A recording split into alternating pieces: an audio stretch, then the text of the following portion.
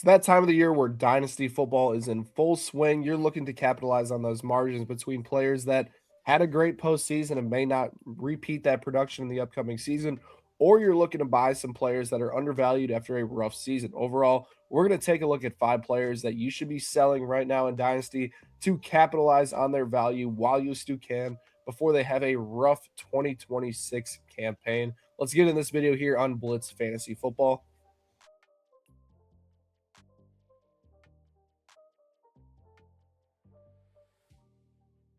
What's going on, everybody? I'm Blitz Link, and I'm here with NFL Convo, Bryce DeGroat. We're talking sells in Dynasty, and we're going to start, I know, the Super Bowl MVP, Kenneth Walker. Listen, Kenneth Walker, incredibly talented running back, can play on all 3 downs. He showed in the postseason with an increased workload what he can do, but that's the exact reason why I'm selling him right now. His free agency outlook, the situation, first off, in Seattle with under Clint Kubiak was very good. I know he split carries with Zach Charbonnet, and when Charbonnet returns this year, that probably clouds his outlook a little bit as well. Charbonnet will likely see 40% of snaps, even if they extend Kenneth Walker. Now, in free agency, it's another question, right? Where does he go? There's going to be a ton of teams interested in him. Same teams that are going to be interested in Breece Hall are likely interested in Kenneth Walker. But with Walker, the injuries have been a concern for him his entire career. And with his value being as high as it's ever been, is it possible you can get a first-round pick for Kenneth Walker in terms of a trade? Is it possible you could buy low on a player like Breece Hall for Kenneth Walker? And that's the situation and the route that I'm trying to attack this with. What are your thoughts, Bryce?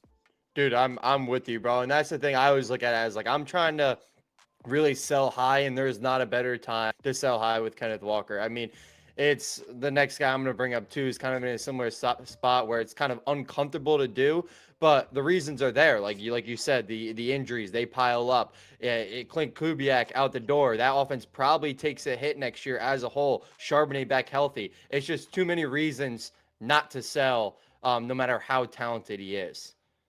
Yeah. And your next guy you mentioned that, sell high. I'm guessing it's Christian McCaffrey. Yeah, I'm gonna roll with CMC here, which it probably makes people uncomfortable. He probably won you a dynasty chip this year, but I just don't want him on my team. Like I don't have him on a team, but if I did, he would be long gone. I mean, I know people that are flipping him for a first rounder because of his name and who he is still, but I don't see that value anymore. I mean, he's about to be 30 years old. We've seen his history, healthy, hurt, healthy, hurt. He just had an absolute insane workload. Historically, that doesn't pan out well.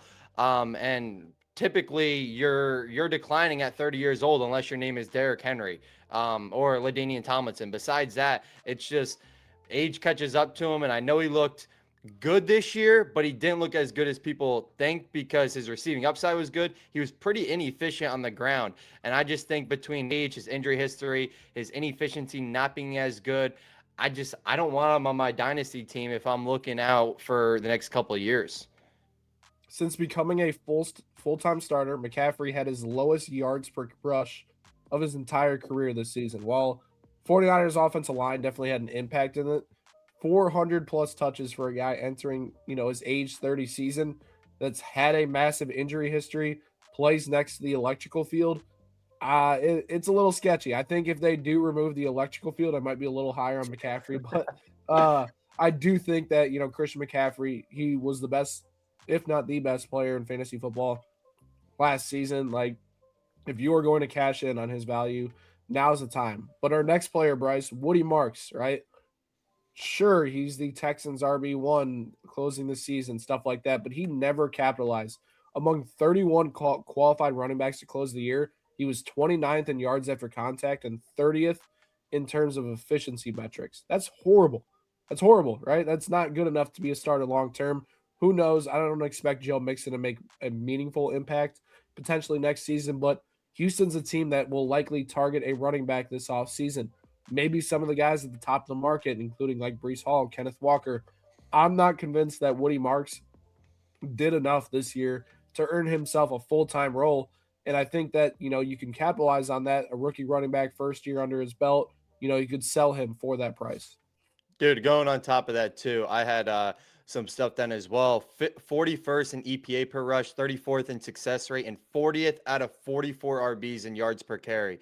The advanced metrics and these are absolutely disgusting. And obviously, if we're seeing it, the coaches know it. So there's no way they go into this season with him being the clear RB1, maybe in like a committee backfield, but he's no way the clear bell cow going into next year. And on top of what you said, the Texans O line is not good either. Like I don't want to trust a mediocre running back in an inconsistent offense behind a bad O line. It's just a recipe for disaster. Like I would not be comfortable with him on my team whatsoever. Yeah, me neither. I'm not super high on Woody Marks right now, and I do think like there is still value in him. I know some people that still view Woody Marks as a guy for the Texans long term at the running back position.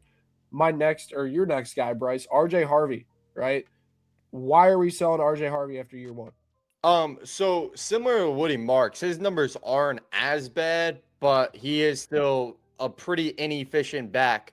Yep. And we saw when Dobbins was healthy last year. This was Dobbins' backfield. Dobbins was an absolute stud. Dobbins was a top 10 RB before he got hurt. Like this guy was putting on a show. And I get his injury concerns will probably lead to, oh, let's get RJ Harvey because of his injury concerns. I don't really look at it that way. I look at it as Dobbins is the better back. He's the RB1. When he's on the field, he's going to get the most of the work. And even if Dobbins is a free agent, it sounds like he's coming back. But even if he doesn't, Sean Payton's always been an RB by committee coach. As long as both backs are healthy, that's how it's going to be ran. And I think a lot of people have recency bias because of RJ Harvey, how he ended the year. A lot of touchdowns. He was scoring a touchdown almost every game. But I just look at that being pretty much a fluke couple games. I don't see him doing anything like he did at the end of this season going forward, especially once Dobbins gets back or another RB comes. Yeah, dude, I think with RJ, like I was a big RJ Harvey guy coming out of the draft, and one of the reasons was because he was hyper efficient and he capitalized in college on having elite efficiency, elite running game production. He was good as a receiver. He showed up as a receiver this year, and he wasn't always utilized as a receiver. Tyler Bidet and Jaleel McLaughlin also took reps on third downs a lot of the time, which stole time from RJ Harvey. Like you mentioned, the committee is a real thing for this Denver Broncos team. J.K. Dobbins was great. It seems like the team loves him and would like to retain him or go target another running back, in terms of free agency or something like that. Sean Payton wants a 1-2 punch so he can keep his guy fresh. And we saw RJ Harvey in that expanded role without J.K. Dobbins. Sure, he got some fantasy production from that, but he was having 20 plus touches and he was really inefficient with those touches. Before that, if he didn't score a touchdown, he was scoring you 2 points. So with Harvey, it's really felt like a disappointment just because he hasn't lived up to that hyper efficient profile that he had coming out of college. But with him, it's just a situation where he's a, he's entering his second year. He's an older running back. I don't know if he's ever going to have a situation where he's going to get 22 touches a game and average 4.8 yards per carry. I just, from what I've seen this year, Broncos had one of the best offensive lines in football, if not the best. It's not going to get much better for RJ Harvey entering year two than it was in year one. And then my last guy, Jameson Williams. JMO has been a volatile player his entire career. Started to figure it out a little bit this season when Dan Campbell took over as play caller, got him involved more consistently, and his route tree expanded. Now, Drew Petzing, we all know the name, enters as the offensive coordinator.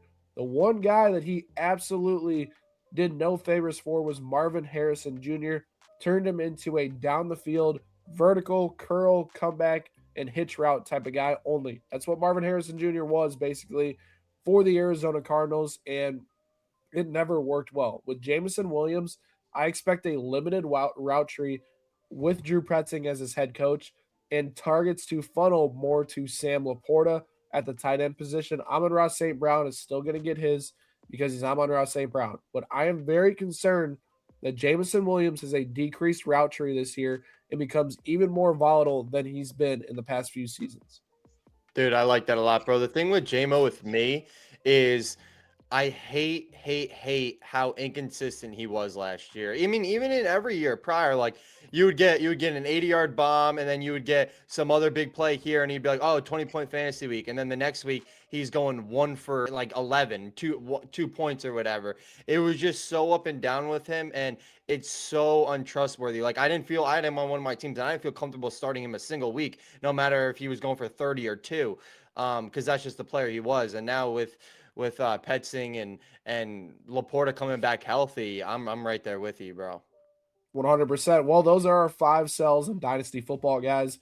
Drop a comment down below. Which of these guys are you planning on selling? If we missed on somebody, drop them as well in the comment section below. Really appreciate you guys tuning in. Hit that subscribe button for more Blitz Fantasy Football content. Me and Bryce will catch you guys next time.